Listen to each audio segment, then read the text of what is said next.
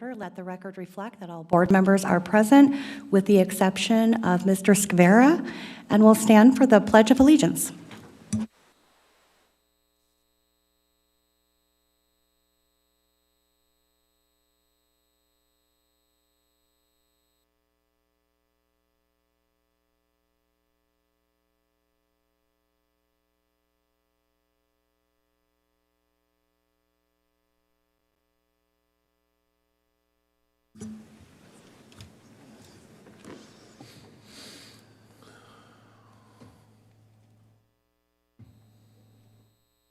Thank you. Our first item is A2, and I will move to adopt the agenda as presented.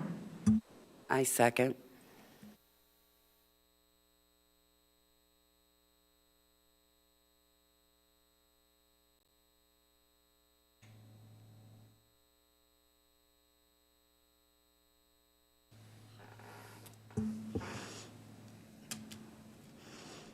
I'm a yes.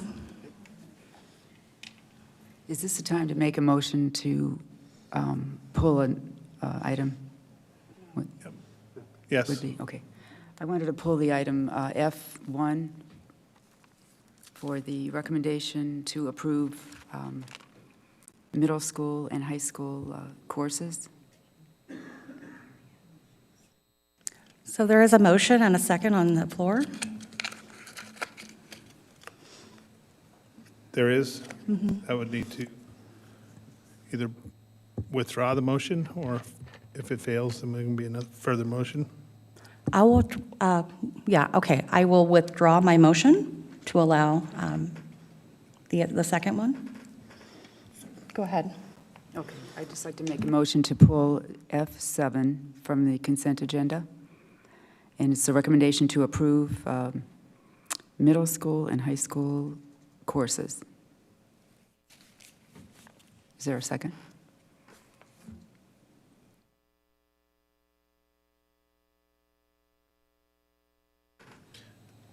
And just for clarification, that's a motion to pull that one and approve everything else? Discuss it later.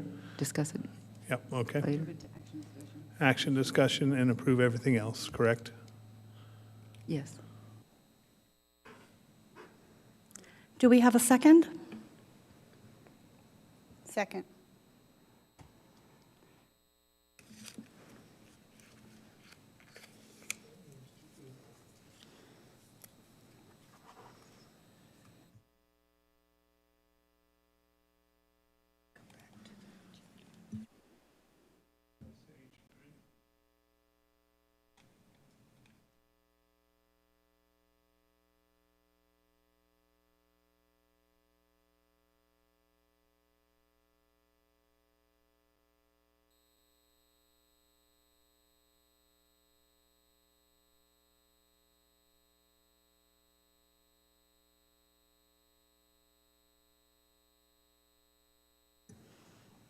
All in favor, say aye. Aye. Aye.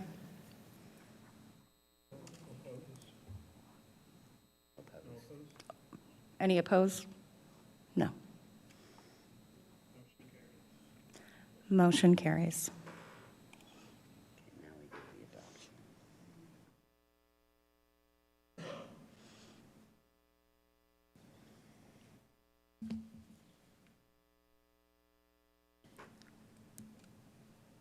Seeing what's on my screen right now, am I making another motion for this? Am I moving on? Sorry. Okay, thank you. Perfect. Okay. Next up, we have item B1, Dr. Croto. Thank you, Madam President. Tonight we have some special guests with us, and we're looking forward to it. And Mr. Musey will introduce our guests.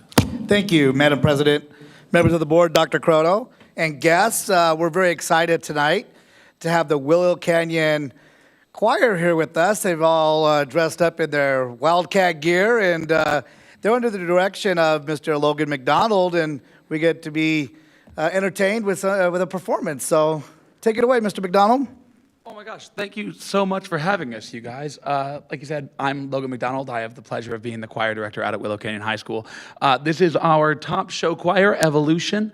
And tonight we're going to perform the ballad from our fall show choir set. This is a story about three young men whose lives are changing and they're not quite sure how to deal with those changes. And as they leave their hometown, they're trying to forge their own path.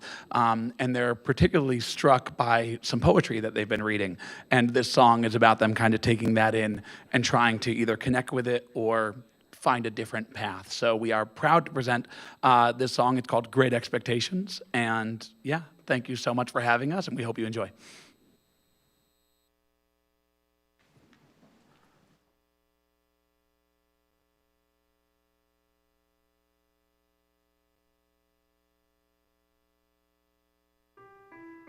Excuse me, Mr. Dickens, I've got something on my mind. I've tried, but I can't seem to let it go. Lately I've been thinking about that little orphan boy whose parents died and left him all alone. Then an outlaw came one fateful day while standing at his parents' grave and offered him another way to climb. And now I wonder, is that orphan story mine? All these great expectations meet these great revelations. Am I the one in control? Is it all predetermined? Am I playing a role? Part of a story foretold. Darryl was on his way up in the world. Everyone knew he'd go far. Life came along, it had different plans. How quickly a dream falls apart. Johnny had no kind of chance in this world, not from where he's had to start. Who knows how far in this life he could go if he played a different part? I look around at all of my friends and still I feel alone. I would follow them to battle, but their story's not my own. They say there's strength in numbers, but they never think at all about the path that leads you out beyond these city walls. I've got great expectations, great expectations, great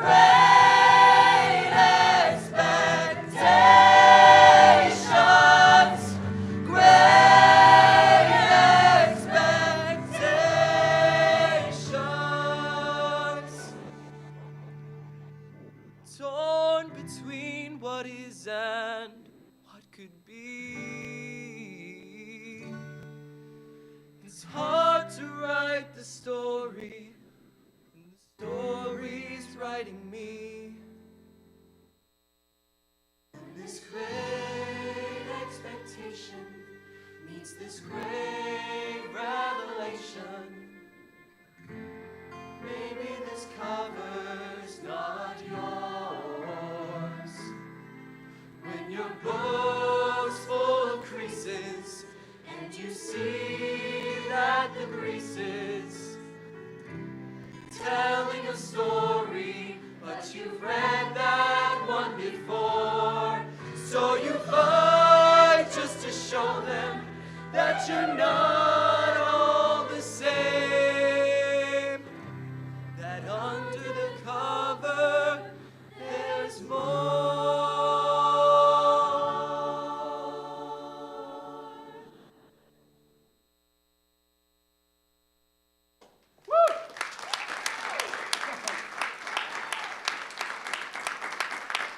And I want to give a quick shout out to our soloists, Samuel Dingman and Zach McIntyre. Well done, you guys. Again, thank you guys so much for having us and letting us sing for you. Our show with this set in it is December 11th and 12th, and we'd love to have you so you can see where this journey takes these young kids. Thank you so much. Have a wonderful night. Thank you. Thank you so much for the incredible performance. Very powerful, just amazing. Thank you. Thank you, Ms. McDonald.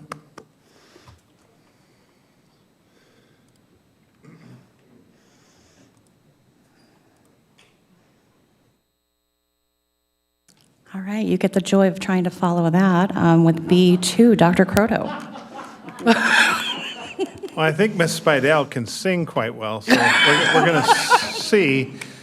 She's actually going to sing in praises of her finance department. So we received some awards for fiscal responsibility, and Ms. Spidell will take that. Thank you, Dr. Croto. Wow, I'm still choked up. Good evening, Madam President, members of the board, Dr. Croto, Cabinet and Community. Correct, tonight I am very proud to share that the district has once again been awarded both the Association of School Business Officials as well as the Government Finance Officers Association Certificates of Excellence in Financial Reporting. And so that's related to our fiscal year 2024, our annual comprehensive financial report.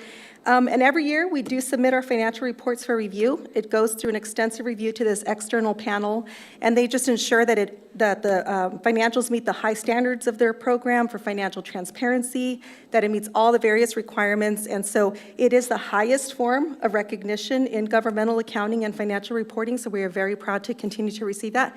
This is the 30th year for our ASBO International, and then the 21st year for the GFOA. So obviously we are very proud of the district's commitments to that financial management. And I would like to thank, they are in the audience tonight, our finance department under the direction of Ms. Francie Wolf-Baumann. They are really the ones that just do the heavy lifting on this, and so they just make sure all the required information is captured and the standards are accurate. So we will be proudly displaying our 2 awards in the cases there in the boardroom lobby for public viewing.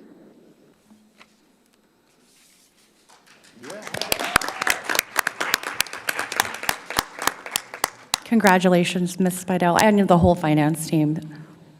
We appreciate all the work that you put into this. We would like to get a picture with the governing board if possible, and Ms. Spidell and the finance team, have them come on up for a good picture. We'd love to. You thought you were getting out of it.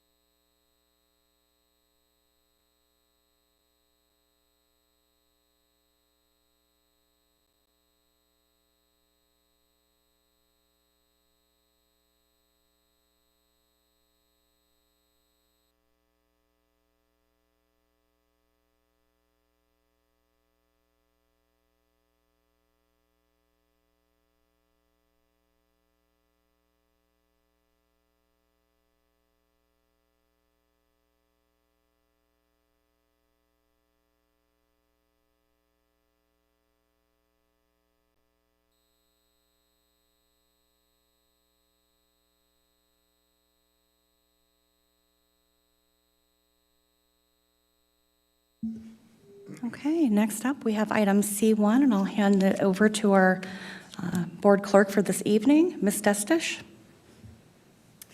This is a time for the public to comment. Members of the board may not discuss items that are not specifically identified on the agenda.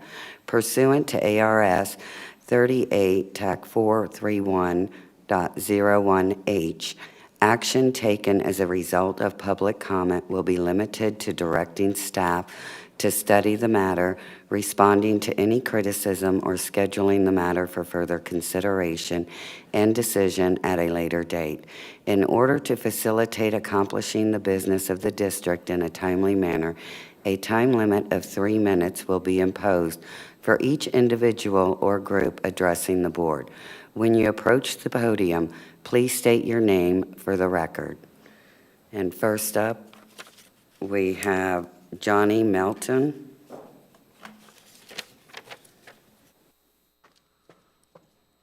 Thank you, Madam Board President, governing board members, Dr. Croto, and admin. My name is Johnny Melton of Surprise City Council. Thank you for letting me speak tonight. I thought it was important. It's been a while since I've been up here, but I thought it was important to come and let you know how much this community appreciates you, how much I appreciate all the wonderful things the USD is doing. What a wonderful news. Dr. Croto, congratulations to your finance team on the GFOA recognition. Thank you for keeping the financial order and keeping our bond rating good. Appreciate that. The district is doing so much more. We appreciate your outreach, your community outreach with the tours, going around the community, giving Dysart school tours. I think tomorrow is, I believe, El Mirage, if I recall, reaching out to that community. The levels, what you guys do, doing that is very important. Reaching out to the community to help educate and just to let everybody know, how they can be involved, helping, reaching out to these parents and asking them and showing them what they can do, what steps they can take to be involved in this district and to their students. I also appreciate the wonderful work that you, Dr. Croto, and your staff have done on the upcoming bond, the bond formulation. We are very lucky in this community where we have a board and an administration that takes this responsible serious, to ask the public to float a bond not for wants, but for needs, and to float that package, to layer it correctly so that it does not negatively impact the taxpayers. I have nothing but just want to sing your praises to let you know how much confidence that I have in this board and this administration. And I hope you guys keep up the good work. You are representing our community very well. And I yield my time. Thank you, Madam Board President. Thank you. Next up, we have Ms. Lisa Everett.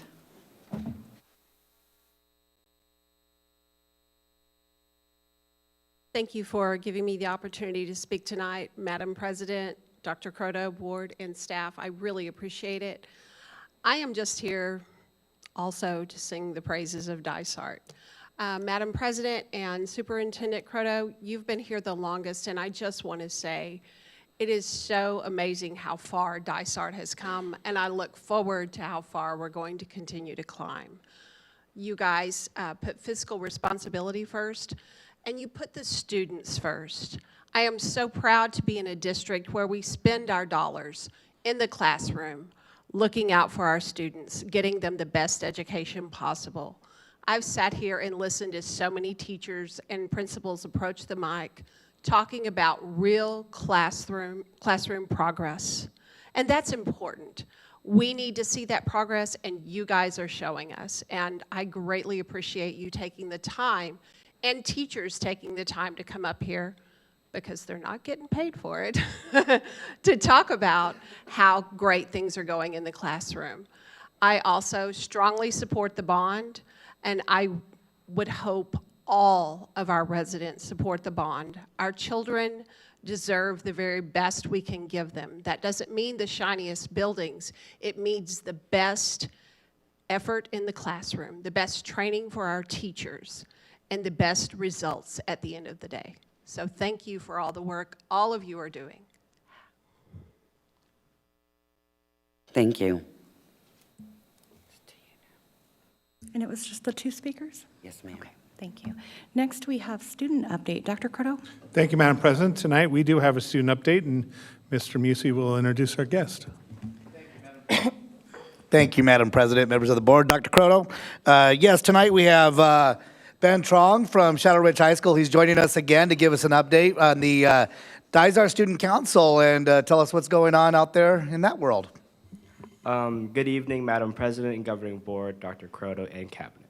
My name is Ben Trong, and I am the Senior Class President at Shadow Ridge High School and President of our own District Leadership Committee. We have held our second meeting on September 10th, focusing on the productivity and activity of each of our schools for our first month back to the school year.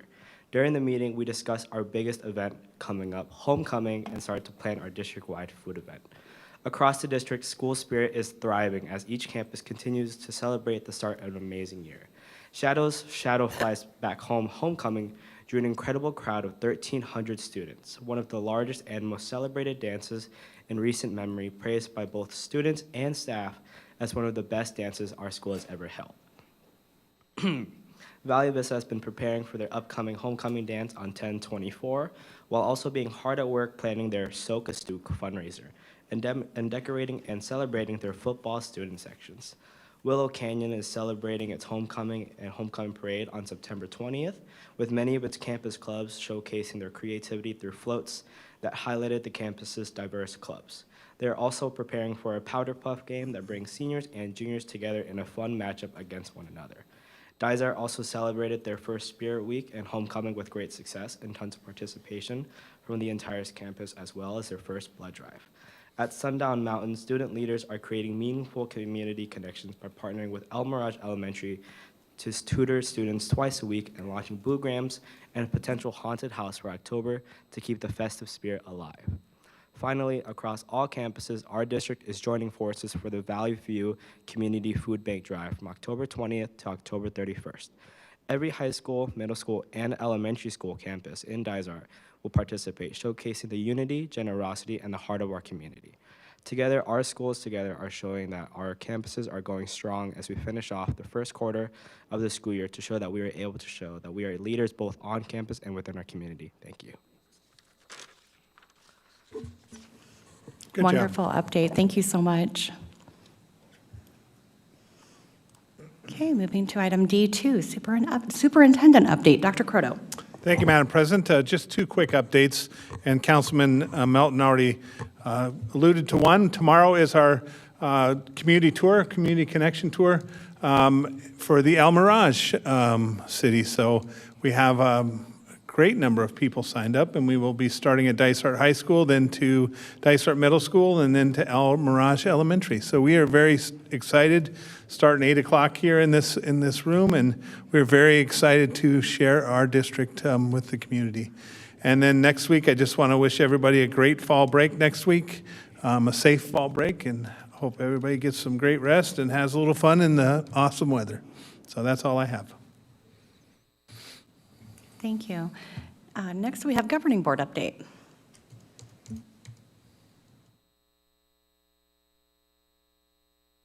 I visited the Rancho Gabriel Elementary School today with the teachers, staff, parents, students, and administration. I heard a lot of positive feedback from everyone. Parents were very appreciative with the individual education programs for the special ed students. And teachers stated that they communicate very well with the new staff and teachers. That's all I have.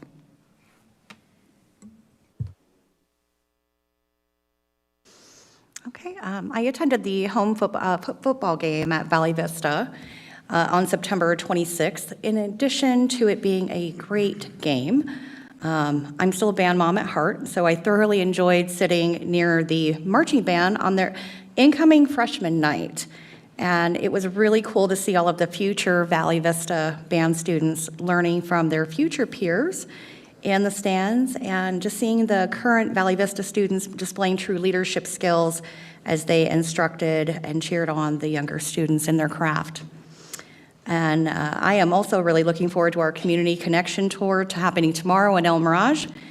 And I just love that we're inviting our community in, encouraging future engagement and volunteer partnerships. And that is all I have.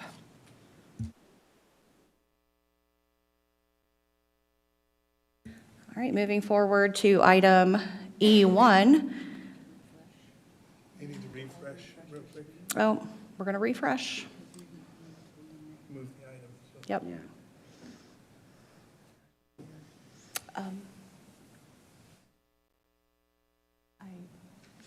Can she get some technical assistance? No, she doesn't have the thing.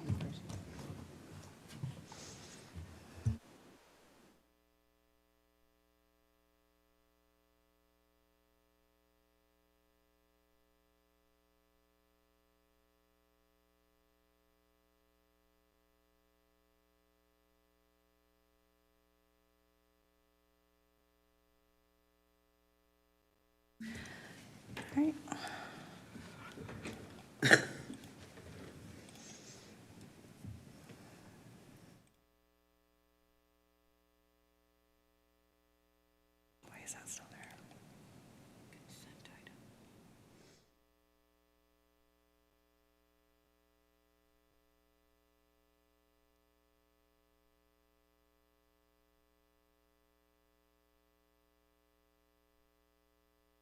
Okay. Assuming that mine did refresh, I move to approve consent agenda items as presented. Okay. I second.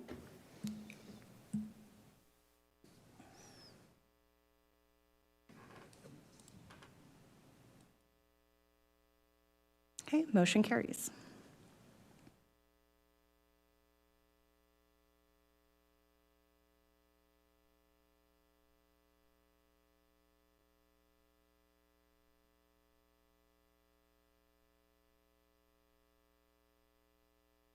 Okay, moving to information discussion G1, Dr. Croto.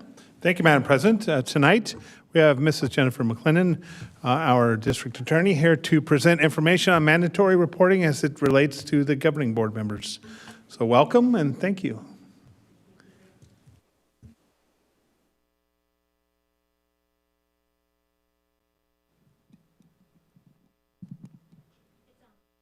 Thank you. Thank you, Madam President, members of the Governing Board, Dr. Croto, Cabinet, and guests.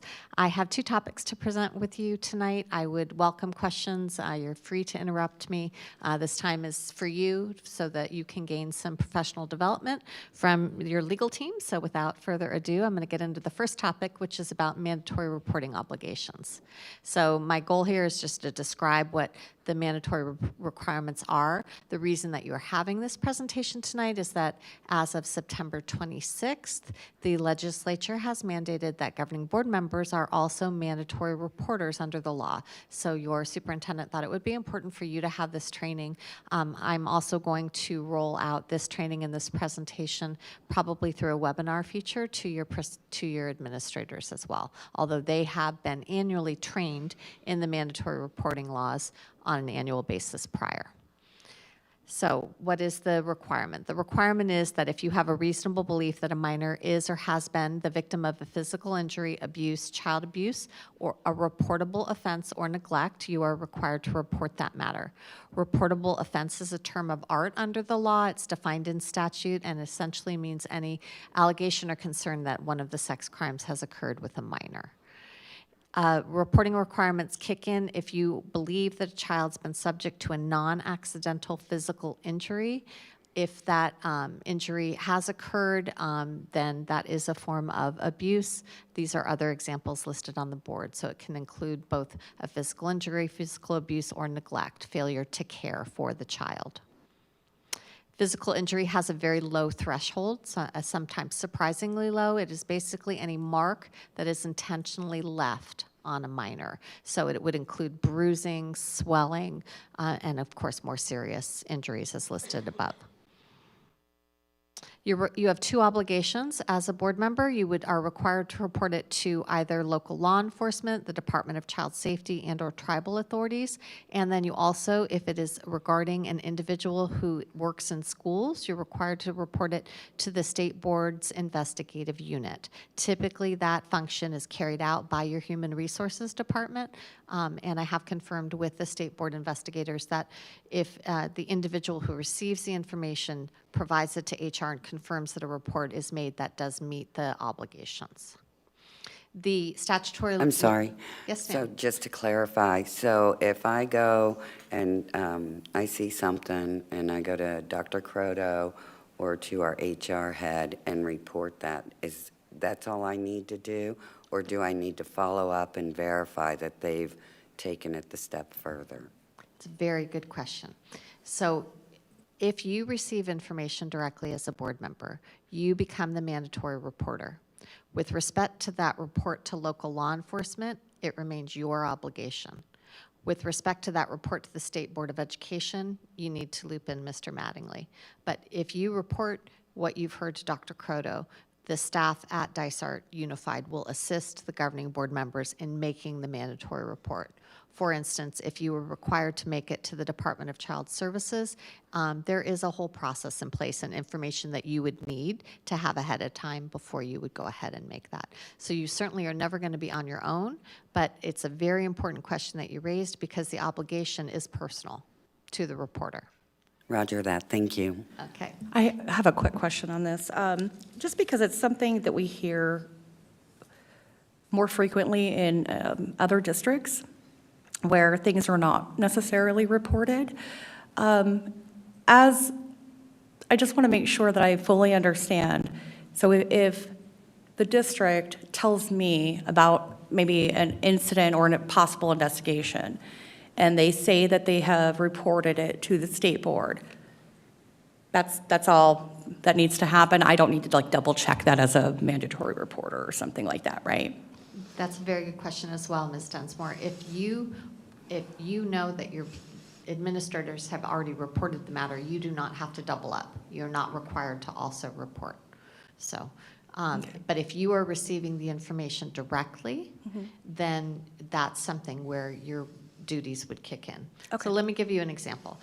We had an example in another school district recently where a report was made that an employee was abusive to children, and it was made via a letter, and the letter was anonymous, and it went to all governing board members and the superintendent.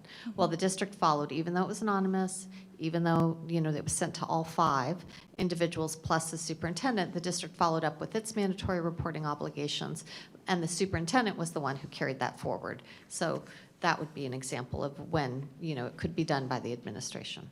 Perfect. Thank you. The statutory language requires individuals to immediately report, especially to law enforcement.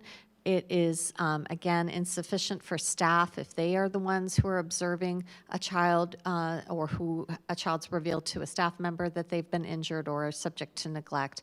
That staff member, your local police departments want that staff member to immediately make the report so that they can come onto campus and do the investigation before the students leave school. We discussed the reporting to the state board. That's required now for both your support staff and your certified staff. General good rule of thumb is that if you have to report to law enforcement, you're going to also have to report to the State Board of Education if the individual is employed by the schools.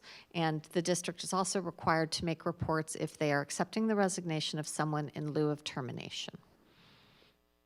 There is immunity for anyone who makes a report. You have statutory immunity. You cannot be sued for it. But on the reverse side, failing to comply with the statutes is a misdemeanor if you fail to report child abuse and a felony for failure to report one of the adverse sex crimes. There have been changes in the law that I said were effective September 26th. They changed both statutes that we're talking about. The essential change is that a report to a school resource officer will not satisfy the requirements of making that mandatory report, and that language is repeated in both of the statutes. It also changes what school resource officers can do if they are the initial individual receiving information from a child. They have a limited ability to question.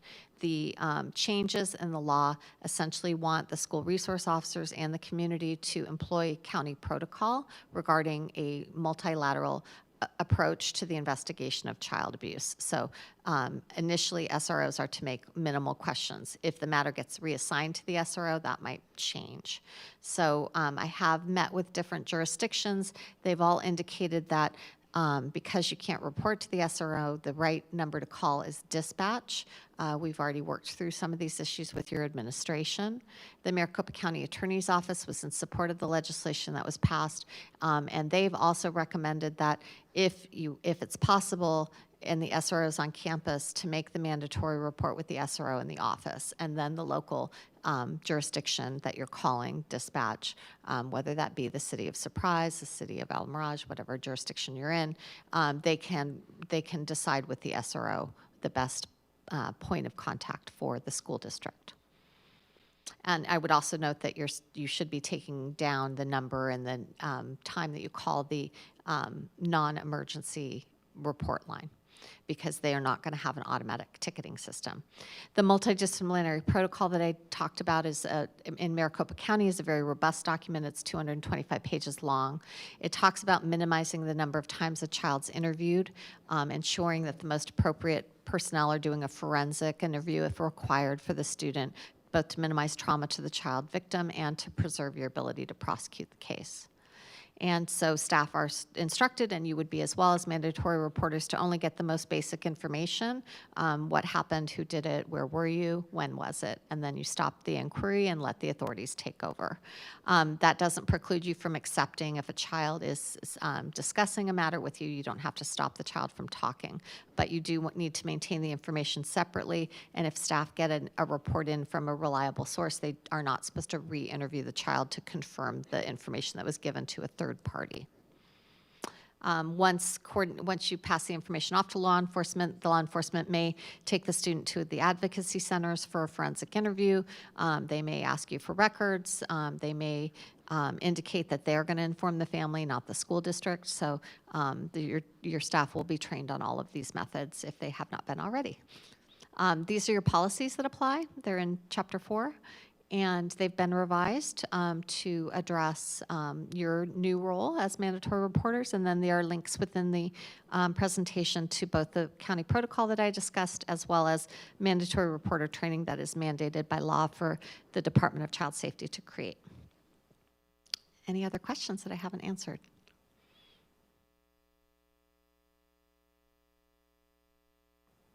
Thank you very much. This is a great training presentation. Good. I have a quick question. Oh, sorry. Of course. When Ms. we're Wright. supposed to ask the 4 questions, do we do that with the administration there, with family there? Are we supposed to be doing that on our own with the SRO?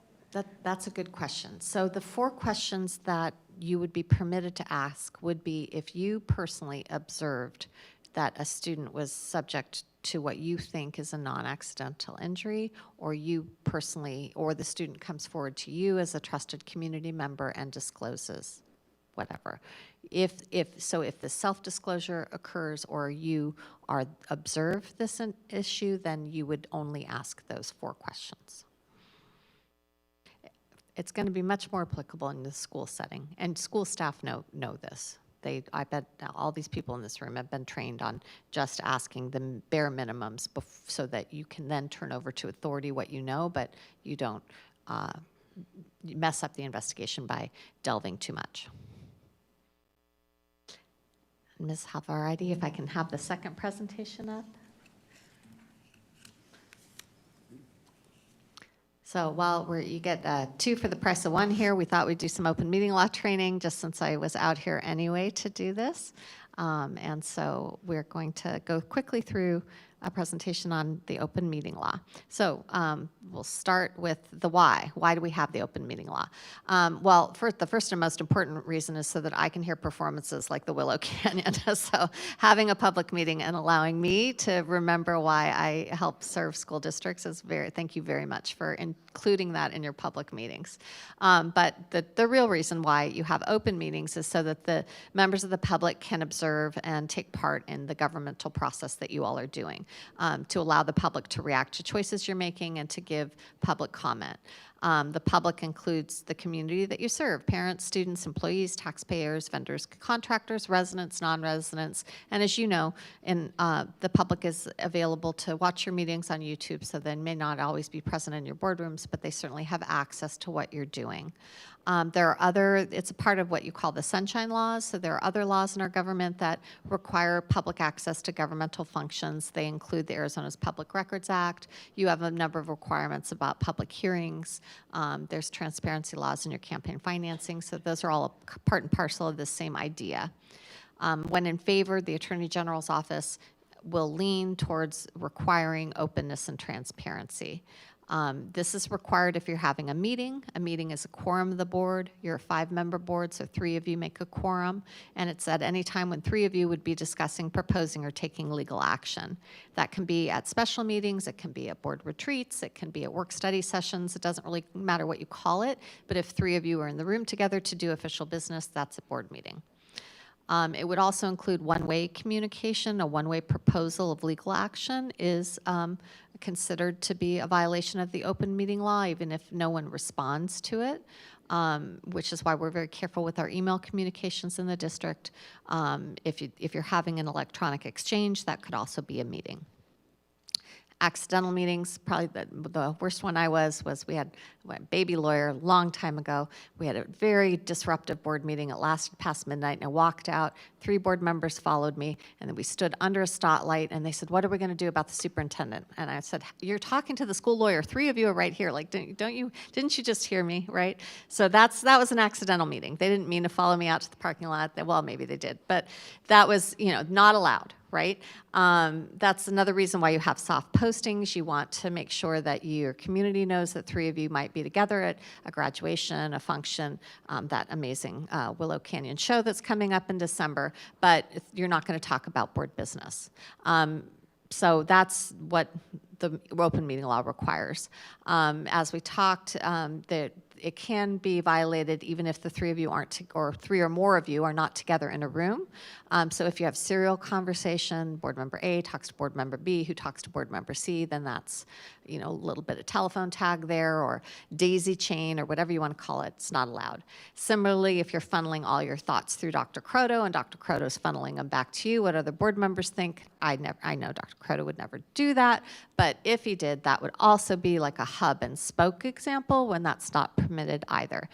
Superintendents, board members, members of the public, your cabinet, myself, can all be found to have violated the open meeting law, so you'll find your administrators being very cautious about that, not telling you what other board members think, and there's a reason for that. They can also be subject.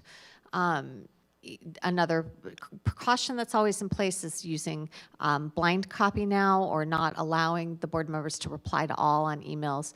You also should refrain from discussion on social media. So if you have a personal Facebook and you're friends with board members, that's fine. But if you start your own group chat, that wouldn't be. So group texting is also problematic. It applies to all subcommittees of the board. Textbook adoption committees are specifically required to follow open meeting law, but if you create a committee, that committee is also required. There can be sometimes when a committee is created and it's really being behind the scenes directed by the board, and that can be problematic.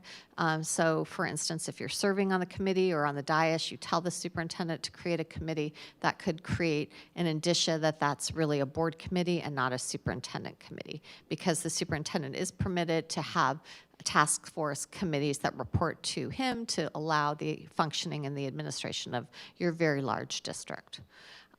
So that's, the way that you have a cabinet, for instance. It's not, they don't have to follow open meeting law. That's a committee that reports to your superintendent and helps him with the administrative duties. So these would be examples of different kinds of committees that the board could create. If you do create those committees, they would have to follow open meeting law. Open meeting law requires that you post your notices, that you have meetings in a public facility. You can have meetings off district premise. There was a proposal in the state legislature to forbid that this year. It didn't pass, but that is something that people look at. So you should exercise caution if you're having a meeting off district outside your boundaries. I would try to make it an informational meeting and not take board action. Notices have to be posted physically and electronically. You have one site where it's supposed to be posted. I suspect it's right out there outside the district office. And then you have other requirements to post as reasonable. 24 hours in advance, and delivery to you 24 hours in advance.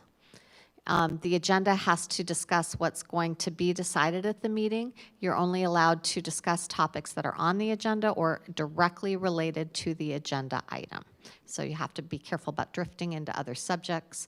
The Attorney General's office wants the agenda to read so that any person off the street can understand what you're going to be voting on.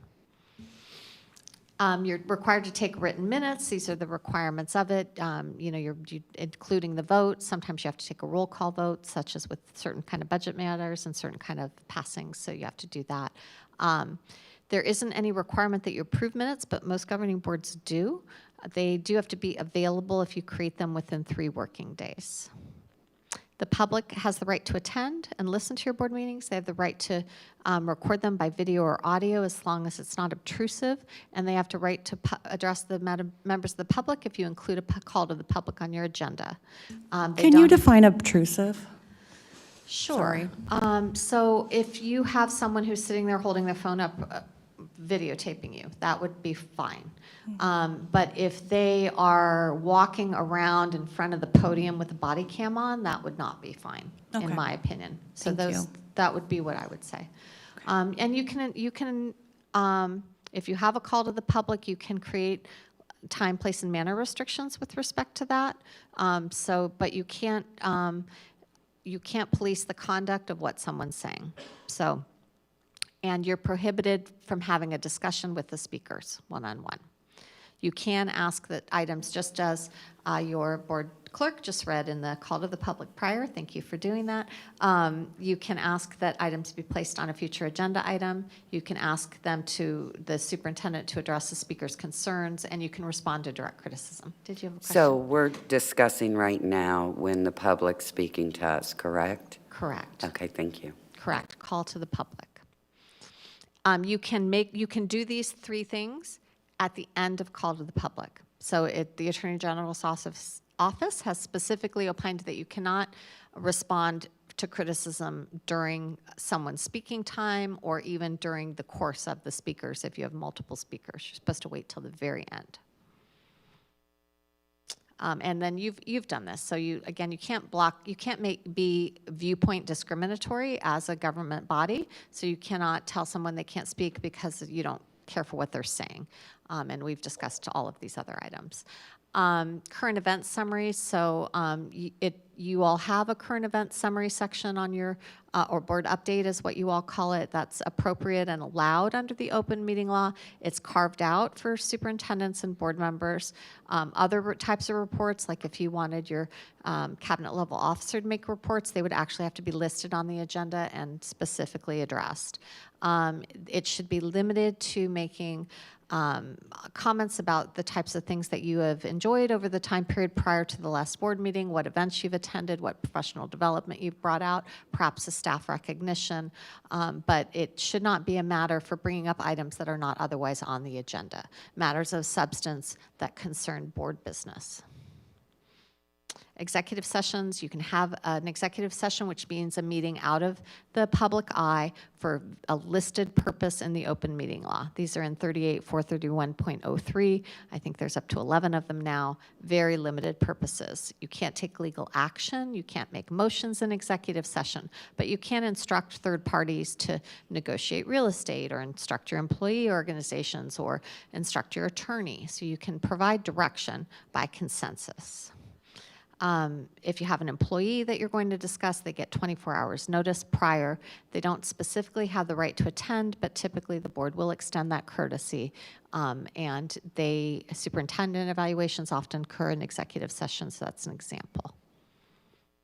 If you are obtaining legal advice, you have to have an attorney there. That seems like a no-brainer, but I've had districts that were in violation of that, especially when they had an attorney on the board. They thought that person could kind of work their magic, but that Attorney General's office did not allow that. Student discipline matters can be heard in exec and discussed in exec. And the exec session minutes are confidential, not available to the members of the public, and they are subject to review by the varying authorities if there is an Attorney General investigation. You can meet, and this is a public meeting now, not an executive session. You could meet with less than 24 hours if you have an emergency. Very rare that that's going to happen. Did happen during COVID, so. I don't think with Dysart, but with other districts. So if you're having a virtual meeting, you do want to make sure that links are posted, disabling the chat feature, that everybody can see it, and that you're monitoring, having somebody monitor to make sure the streaming is working. If you do mess up, and it has happened before that board skips something or something goes wrong, there is a ratification process under the open meeting law that you can do. It is specific, and you would get legal help before you would do it, but you have to post a certain thing and say that you're ratifying. So I've had that like with their technical outages or, where for various reasons that were not the fault of the board, but something went wrong, you can fix it later. The Attorney General's office enforces the open meeting law. County attorney has authority. Citizens can bring lawsuits. But in general, it's the Attorney General's office who enforces that. If they issue a finding adverse to the district, there really isn't an appeal right. But the Attorney General's office considers it to be, this is our finding and this is what we want you to do to correct the finding. They consider it to be sort of like a directed settlement offer. They have, in the past, my experience, required trainings, required compliance monitoring, required that you post what happened, the violation. They have instituted financial penalties, $500 for a second offense, $2,500 for each next one. I have had at least one board member have to pay that out of pocket. They ultimately do have the authority to remove board members from office. I've experienced that once in my career a long, long time ago. And then, of course, there's negative public relations associated with any open meeting law concern. Questions? You mentioned the voidable actions, the ratification process. Yeah. I should probably be reading this literally, but I just want to make sure. So the action, it says legal action taken in violation of open meeting law is void. Is it only legal action? That is a very good question. So if you had a discussion about something that wasn't on the agenda, you wouldn't need to fix it because it was just a discussion. But if you took action at a board, so let's say one example is a board meeting doesn't get posted. Okay, and for whatever reason you aren't aware that it hasn't been posted on the public website, and and it wasn't properly posted outside, and you're unaware of that. You come to the board meeting and you go through your regular meeting, and it's open and transparent, but you learn later that it wasn't posted. Well, all of those actions are void. If you did that, you could ratify the entire meeting, but you would have to go through this process. So it could be that you have. You couldn't ratify a comment or a piece of a discussion? No. Okay. It would only be a process to fix it so that because you are the statutory agent that acts for Dysart Unified School District, you act to employ, you act to terminate employment, you're going to act to approve financials. So if any of those things that you're required to do by statute to make the district run are void because you did them wrong, right, that would be it, but not for a comment or a discussion. Okay.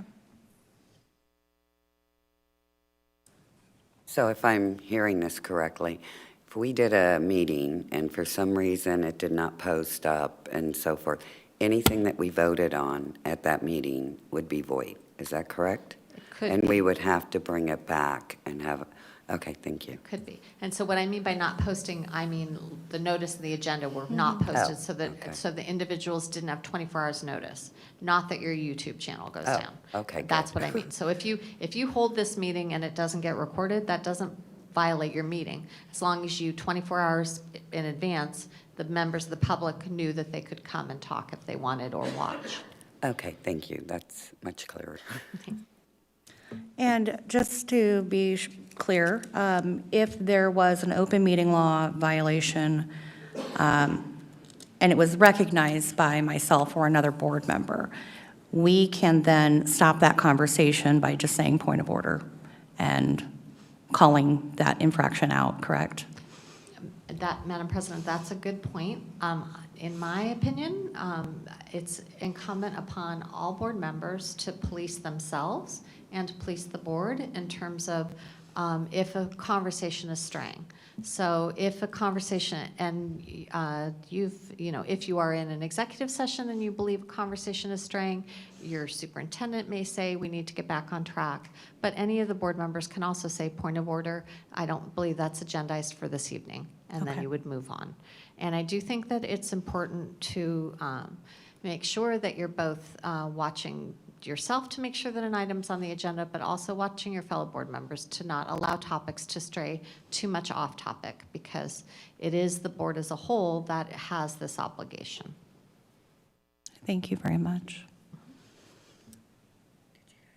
Well, thank you. Any other questions? Okay, thank you very much. Yep, thank you very much. Thank you. Okay, moving to item G3. Dr. Croto. Thank you, Madam President. Tonight we have our annual expenditure analysis for the voter-approved M&O override that's currently in place, not for the new one coming up. And Marydell Spidell, congratulations. Marydell Spidell is going to take this item. Yes. Thank you, Dr. Croto. Madam President, members of the board, just when you see the one that comes up here, if not, there it is our annual override report. So as Dr. Croto mentioned, this is a report that we're required to do annually according to statutory requirements, ARS 15481, and that is for any school districts that have either any outstanding bonds or a maintenance and override or capital override in place. So for our district, this is related to the current maintenance and operations override that we do have in place. And it's an opportunity for us to provide an update to the taxpayers who ultimately approved this override to be in place, and provide them an update on how the items are being, the funds, how they're being used, how we have it budgeted for in this fiscal year, in this upcoming fiscal year, in our current fiscal year, and just an update overall on the programs. So as stated, this is an update on the maintenance and operation override of 2020. This is the one that was approved in November of 2020. It was an override continuation passed by our voters. It is 15% of our maintenance and operation override. And again, this is an update on last year's, on fiscal year 24-25's override. So it was a $25.5 million override that we had in place for last fiscal year. And again, we have this chart here. I know the board is familiar with it. We've looked at it in a few study sessions and in other board meetings, but just as a reminder, overrides are in place for 7 years. They are only funded, fully funded, however, for the first 5 years. So for this current override that we are talking about, the one that we currently do have in place, we are still fully funded for the remainder of this fiscal year, 25-26. However, if not approved for continuation, it does start getting phased out over the next couple years. So starting next July of 26-27, if not approved for continuation, it does start getting phased out and ultimately finalized phasing out by the time fiscal year 29 comes around. And again, we've reviewed this information, but this is just an update on the override that is in place. These were those items, those program areas with our focus. And overrides, as a reminder, those are intended to be additional funds above and beyond what the state provides, and specifically to provide additional support in school classrooms. So here you notice we have the retaining highly qualified teachers. There was a focus in the override on keeping class sizes manageable, providing those additional resources, as well as providing funding for those special content areas. And so this is the update on our fiscal year 25. So that 25.49 million, about 25.5 million I spoke to briefly, that's the breakdown on how those funds were spent. So the retaining highly qualified teachers was 2.65 million. Maintaining class sizes made up the 9.75 million. And again, that's really to maintain the current levels that are in place, knowing that without the funding, class sizes would go up as the override does provide funding for those additional teacher positions. Classroom resources provided 2.84 million of the override, and then those special content areas such as music, arts, athletics, and full-day kindergarten supported with the override funding was 10.25 million for the 25.49 total.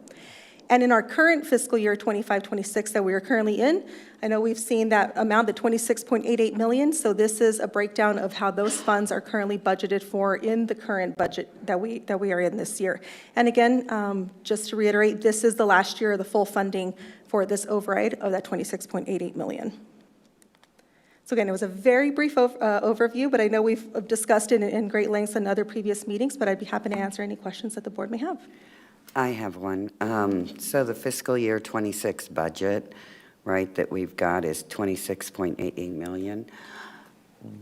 If the O&M, how is that going to look if we have to cut 1/3 off?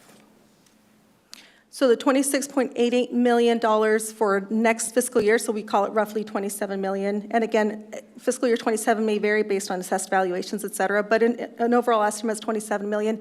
If the override is not continued, starting next fiscal year, July 1st, we'd be looking at roughly about $9 million or so is what would be having to be reduced from the Maintenance and Operations Fund. Thank you. You're welcome. If the override passes, then that will begin in 27 or 26? Madam President, members, Iola, so if the override continues, so it's a continuation, then really it would start next year, would now kickstart year one. of the new override. So fiscal year 26-27 would now be year one of that new continued override. That's correct. Thank you. You're welcome. I have a question. On the activity where it says fiscal year 26 budget, for the retain highly qualified teachers, it looks like the amount went down. Do we know why? Overall, when I was doing the estimate on there, again, if we have fluctuations in teacher sizes, or overall in the the FTEs on our teachers, that's what the amount is calculated off of. So they're very similar, and again, if it's just slight dip in that teacher count, that accounts for the difference there, just a few 100,000. Okay, and that wouldn't be cutting anybody at that time, right? No. So the supports are still there. It's just, again, the way the makeup is. If we have maybe additional teachers right now that are accounted for in the music, arts, and athletics, which, I mean, we see kind of the difference in there in the way the funds are appropriated. But overall, the programs are still supported to that same level. It's going to be on the makeup of how those class sizes or how those positions are accounted for within the budget. But those are still, the program areas of support have not changed. It fluctuates a little bit on where those positions sit in the budget. Okay, thank you. You're welcome.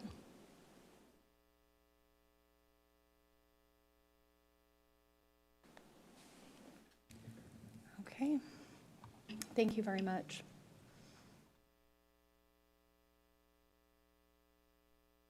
Okay, moving to item H1. Dr. Croto. Thank you, Madam President. Tonight, we begin our monitoring of our adopted policy, and we begin with Chapter 1. You will notice that there are some changes in some red line versions in 202, 1202, 1302, and 1401. And with that, I will stand for any questions or comments about Section 1 on the policy. I'd like to, under 1-202,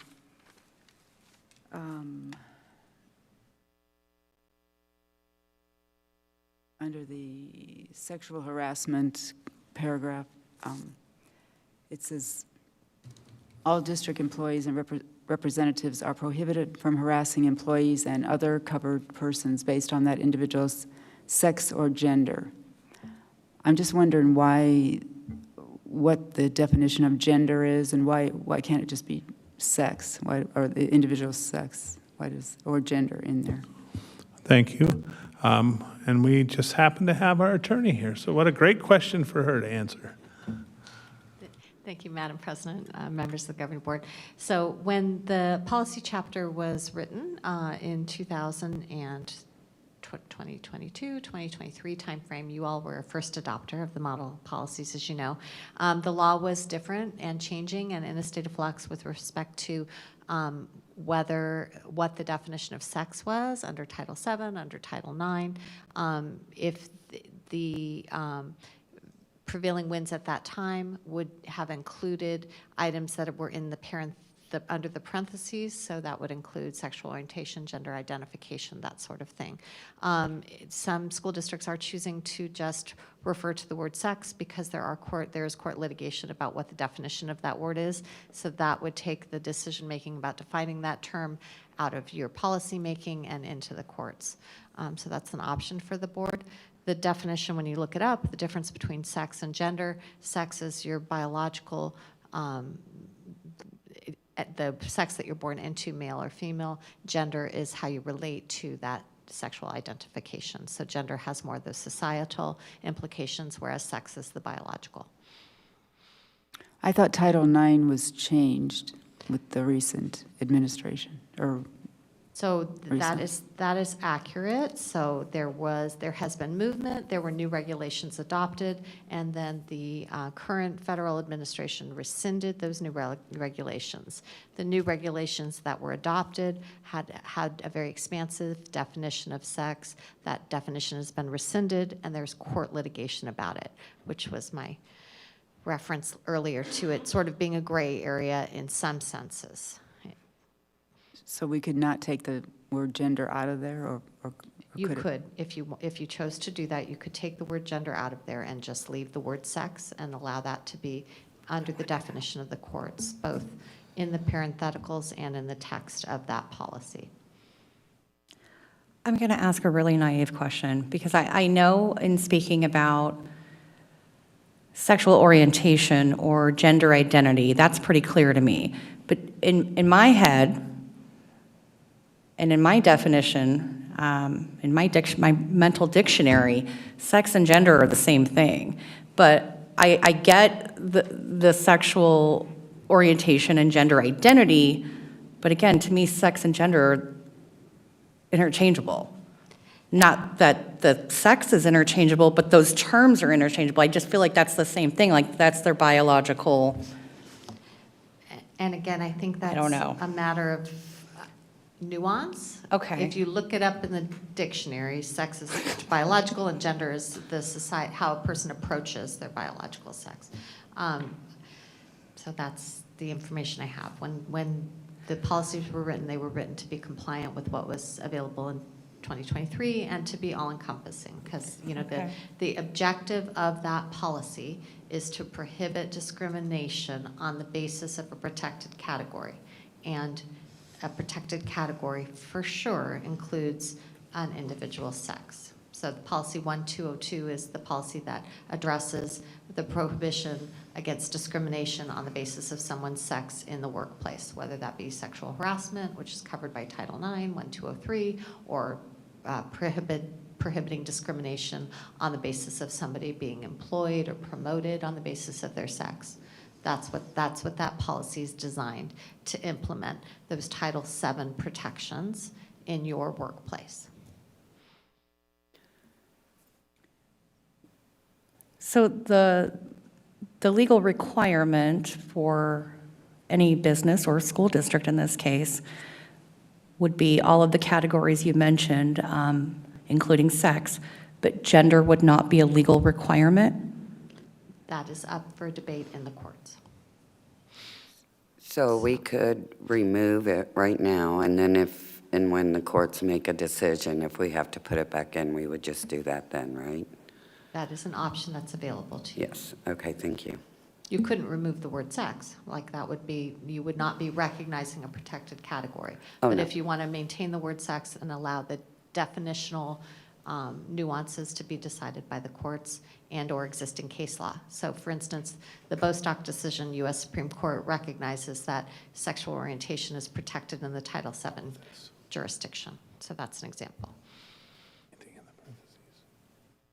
Could we have that gender term removed from this 1-202? Yes, yeah. Would we have to make a motion on that, or? I don't know if you're having an action discussion item, so you can provide direction to the superintendent and Ms. Bowen to work with me to remove that qualifier. I agree. And just for clarification, it occurs in a few places. So you mentioned just under the harassment, it is in the first paragraph of equal employment opportunity. So anything in the parentheses after the word sex, it includes in the paragraph, same thing after the parentheses in harassment. And then on that, what I have, the second page written, it includes a couple in those first two paragraphs on that second page. So we would just have to form the motion to remove that and work, and we could remove those. I'd just like a little bit of further discussion on it, just to make sure before anybody makes a motion. What I'm hearing is that we want to remove, we want to include sex, we want to remove gender, and possibly, in my opinion, I think we should keep sexual orientation, because I don't feel that they should be harassed based on their preferences, but I do feel that the word gender should be considered to be moved. Yes, I agree. Are we? So you're Okay. are you discussing about keeping pregnancy, sexual orientation, and scratching the words including gender? In my opinion, yes, we would just remove the word gender. Right.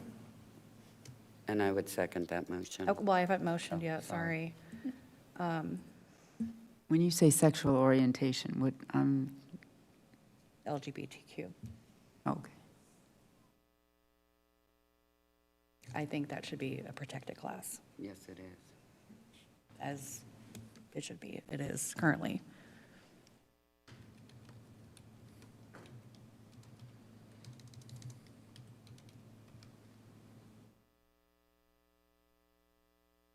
Are we looking to discuss other policies Oh, yes. outside of this one? So that Yes, was I- 1202. I do have Okay. 1-401. I wanted to,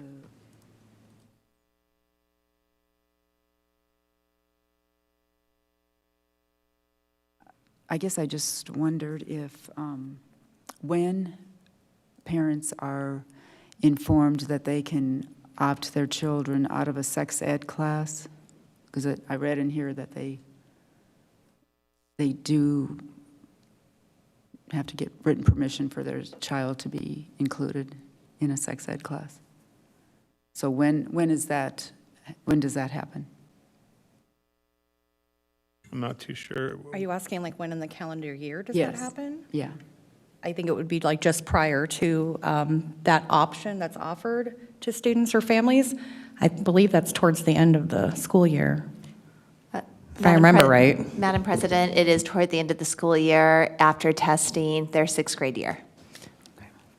And they have ample time to respond to that. I don't recall, it's been a while. Yes, parents have a parent night where they're provided and they can preview all the materials. They can choose to opt out and they're provided an alternate place to go.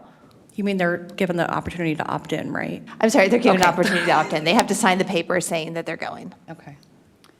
And then with the curriculum, are they given an opportunity to look at all the curriculum too? Yes, they can see all the curriculum online. They come to the parent night. If parents can't come to the parent night, we've sent it to them. It's a very, I would describe it as a very conservative curriculum, going from, these are the organs in our body to here's what happens when the baby comes. I also meant for other curriculum too, not just the sex ed, but We have never denied a parent the right to see any of our curriculum. They can come in at any time and see it, yes. okay. Thank you.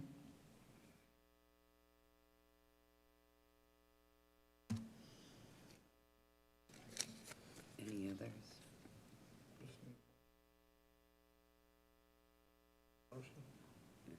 Okay. I'm working on it.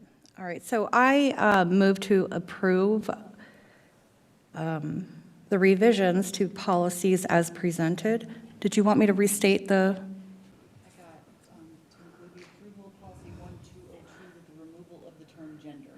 Okay, yes, the approval of the modifications to 1202 with the removal of the word gender. I second.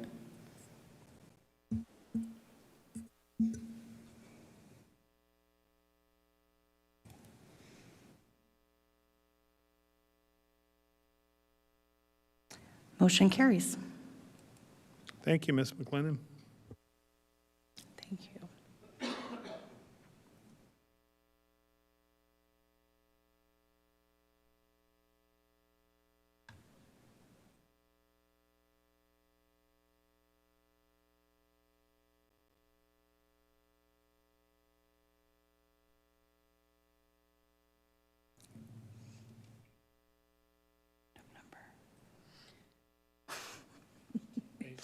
Thank you. Okay, we're moving to item H2, Dr. Croto. Thank you, Madam President. Tonight, we have our annual financial report for our fiscal year 24-25. And as you can see, Ms. Bidell has a big smile on her face again because she loves this time of year. So, Ms. Bidell, go.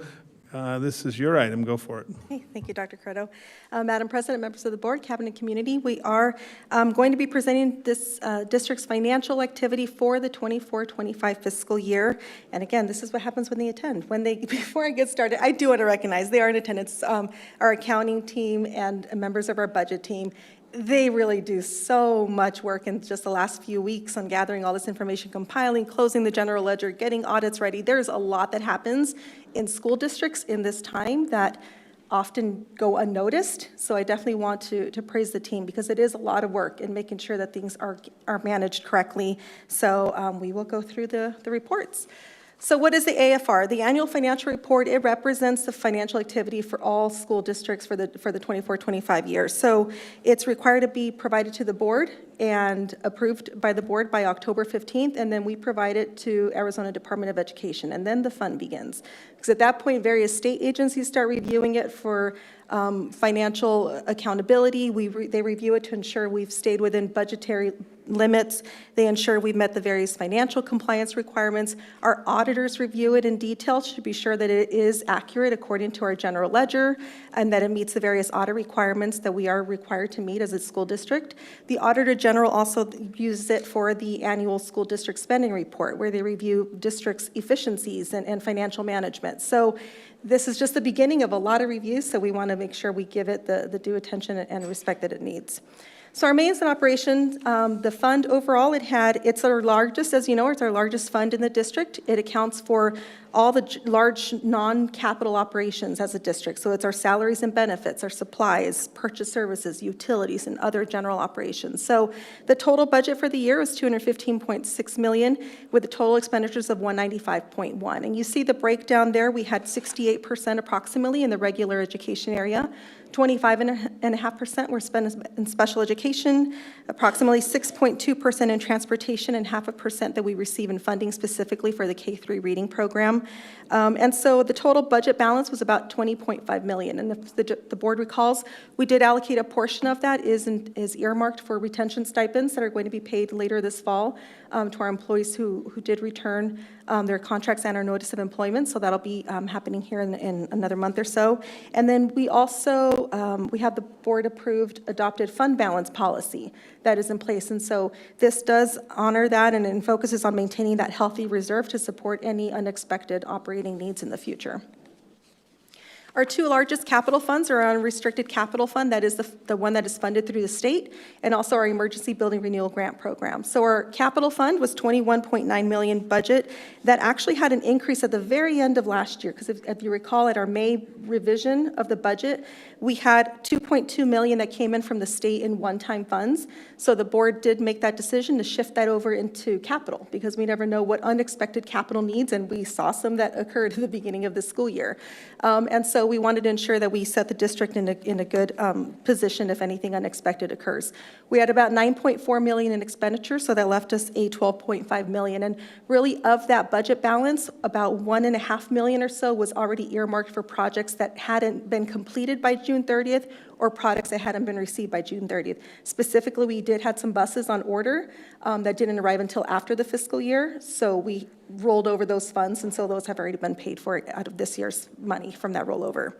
And then we have the Emergency Building Renewal Grant Program that the board is familiar with. That was about $9.5 million that accounted for those large projects approved through the School Facilities Division.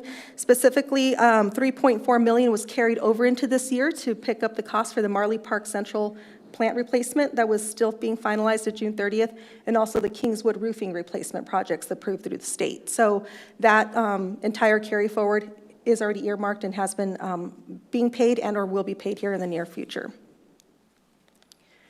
Our classroom site fund had a $43.5 million budget with $21.3 million in expenditures, and so as the board knows that is primarily used for salaries and compensation for eligible staff. And so this fund specifically has quite a few statutory requirements to it and what it can be used for. So we do continue to focus on those allowable uses and programs to ensure we're utilizing that fund appropriately. Specifically this year we did start allocating, or 24-25, excuse me, we did start paying the student support technician positions, continue to support those out of that fund, as well as we did have increased costs specifically for teacher professional development, as is statutorily allowable in that fund. And then this is a summary of our special projects funds. I won't go into detail, but in page 5 of the AFR, which it is attached on the board agenda item, you can review all the various funds that make that up, but you can see the breakdown there from federal grants, our state grants, food service, other cash funds, and instructional improvement. And so you see the budget to actual expenditures. And again, please review those in detail. If you have any questions, I'd be happy to answer those as well. Then we have the additional AFR information, just a few highlights. Our bonds outstanding as a district, they do continue to go down. We have at June 30th, 25, a reduction down to $38.7 million left in outstanding bonds. We have no short-term debt as a district. And then other financial considerations, we always want to ensure that that goal D, where we identify and maximize any financial resources, we do receive just a small portion, but it's something we do make a little bit extra effort in getting those electronic funds transfer payments from vendors, so it's really an incentive. They get their money faster, but at the same time, we get a rebate from the banks because they're able to float that money quicker to them. So it's just a little rebate that we're able to utilize to support any additional needs that may come up. And then this is the estimated classroom spending report. So as mentioned previously, when the AFR submitted to the state agencies, it goes through a number of reviews. Specifically, the Auditor General does publish their annual school district spending report, and really they review all the school districts in Arizona. They get their financial ledgers, the AFRs, and then they prepare this classroom spending. It's usually not published out until January. But our amazing accounting team, they actually have a process on estimating what those amounts will be, and we've been right on the mark every year, so very confident these percentages you see here are an indication of what we'll see in a few months. But in FY25, you see it broken down in classroom spending. So the way they do the district spending report, they break it down between what's considered to be dollars in the classroom, so the instructional support, student support, and instruction. So you see those top three categories. And then below the line are those non-classroom dollar reports, which is our administration, plan operations, food service, and transportation. And so when you combine those top three classroom spending, that's accounting for about 71.6%, which is right in line with FY24, 71.5%. So we've been pretty right in line with what we previously had done.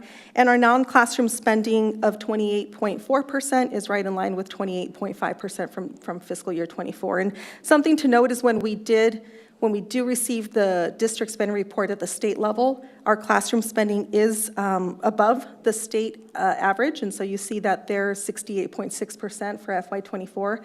And we are below the state average on our non-classroom spending. So while we showed 28.5%, 28.4%, the non-classroom spending at the state level is 31.4%. So definitely identifying and prioritizing those dollars into the classroom at the district level.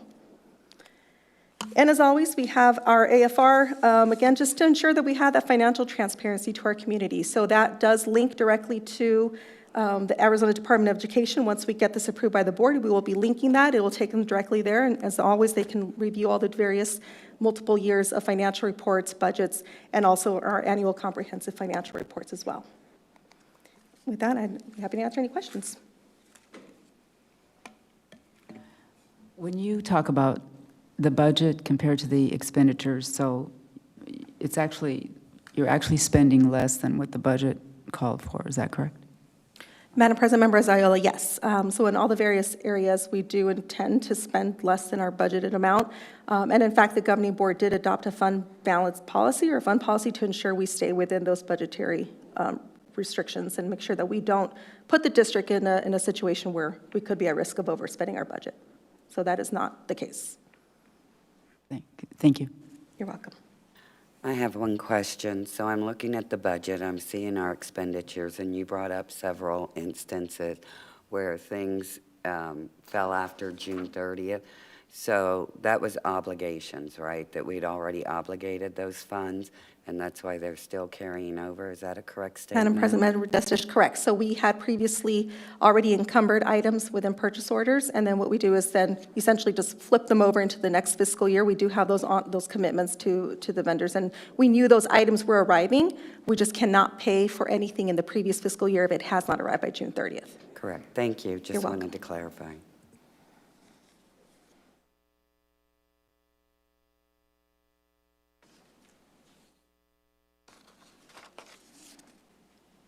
I appreciate you. I also appreciate your comment just saying that everything is available on our website. I know we have some, naysayers out in the community just kind of saying that we're not being transparent. We're always asking for money. We get those people a lot. And I know as a board member, I try to point them towards our website, give them resources to learn more, and also invite them to board meetings. With that said, if somebody were, for some reason, not able to do their own research on the website and resources that we provide them, would you be open to get a call from a community member? Madam President, absolutely. I actually not many people take me up on that, but I really I do know. welcome. I do feel as if when you do have a questions, when you really have it in a one-on-one environment and you're able to explain and kind of open up the books, you really do get those moments of, I did not expect that, or I did not realize that that was the situation, or I didn't know you had these restrictions. So this setting provides you an overview, but you absolutely get a lot more in detail when it's in one-on-one, and I absolutely welcome those conversations. Well, hopefully they're watching. I can't say get many of them, but Yeah. I'm more than happy to Hopefully they're answer them. watching, but if not, I might get them in touch with you. That's fine.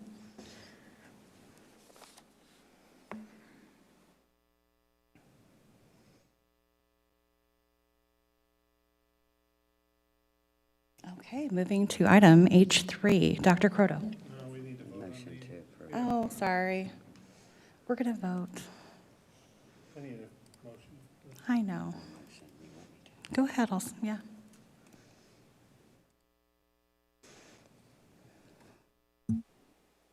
Okay.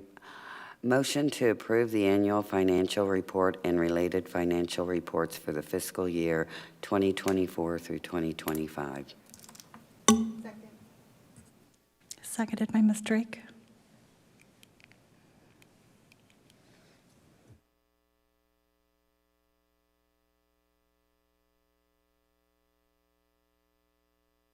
All those in favor, aye?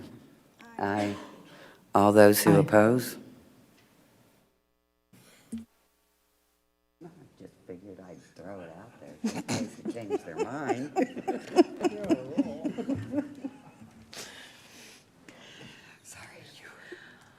Motion carries. All right, now we're going to move to item H3. Dr. Croto. Thank you, Madam President. I stand for questions. This was an item removed from consent, so we'd be glad to answer any questions we had on the new middle school and high school courses. Yes, I was the one that pulled that. I just wondered what grades can participate. It's about a new marketing curriculum for the middle school, and they can get, I guess they can get credits for high school. I guess I'm not sure. It Okay, says we they can can get help one you. semester credit, but does it? Dr. Asai will take that for you. Thank you so much, Member Ziola. They will not get high school credit for it. It will be a prep class for the high school. So it's a middle school elective at grades 7 and 8. We have pulled from high school Unit 2 and 8. Unit 2 talks about the marketing mix, effectively marketing products and selling them. And also Unit 8 deals with merchandising. So it gives them an intro. Currently, it's important that it's important to us that our CTE kids are CTE completers. Right now, we're at the state average, but we believe with an introduction course that we can do much better and outperform the state like we do on our academic test. In the high school, if you start them in grade schools, which is- Yeah, the problem is I think lots of ninth graders get to marketing and they think it's going to be being a CEO. And marketing, unfortunately, isn't always about going and being a CEO right away. So we are integrating it with, it's about product development and coming up with your own product, supply and demand, cost, and then having to market. Okay, so you think a lot of the middle school kids will want to? We're hoping it helps them make the right choice. We're thinking that we'll get at least a class or two of it, and we're hoping that some of them will be inspired to go on, and it'll also help some of them to figure out, well, maybe I don't want to do this. Maybe I want to go into nursing. Maybe I want to go into culinary. But we really want to match the kids with the right classes, because what happens sometimes when they get to high school, instead of taking the first year and second year, they take the first year, they don't like it, and they stop. So they get an elective, but they're not a completer, and we are, one of our aims is to increase our CTE completers. Okay. And then it says it is a cost of 2 teachers for 40 hours at $2,500. Is that? So we have a set formula. We pay our teachers. Mary Dell knows better. Finance helped me figure that.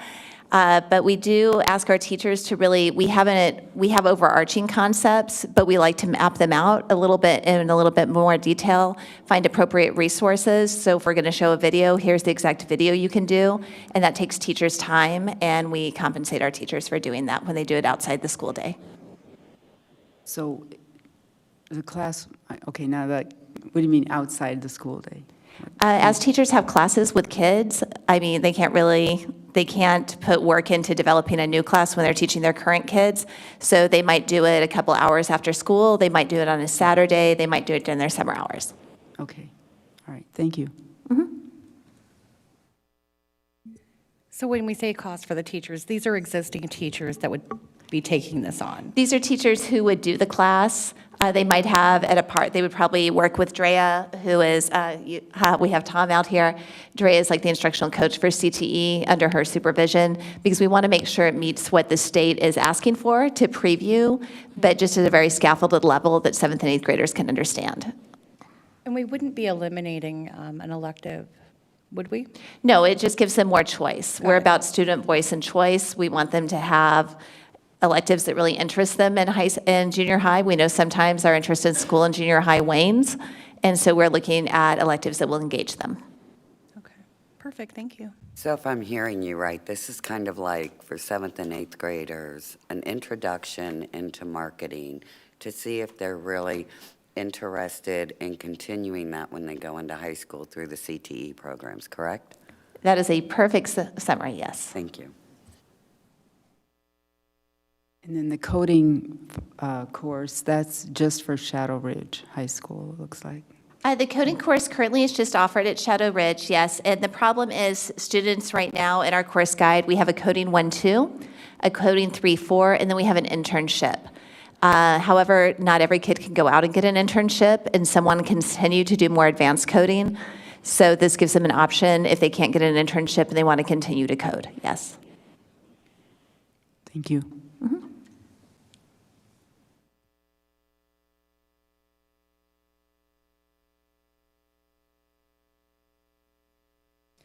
I move to approve the new Marketing 1 course for the middle school and Film, TV Production 7-8 and Coding 5-6 courses for the high school. I'll second.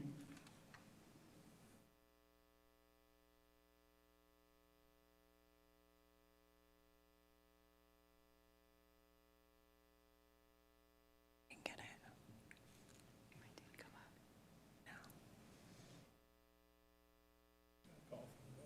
Doing anything, sorry. Okay. All in favor? Aye. Aye. Hearing no opposed.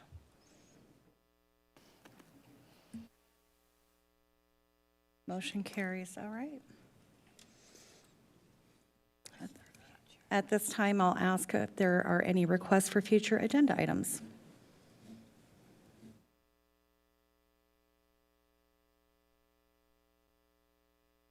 Okay, hearing none, I move to adjourn the meeting. Aye. It was seconded by Board Member Drake. Mine's coming up. Aye. Aye. Aye. Yeah, it's not working. Okay, motion carries. Thank you.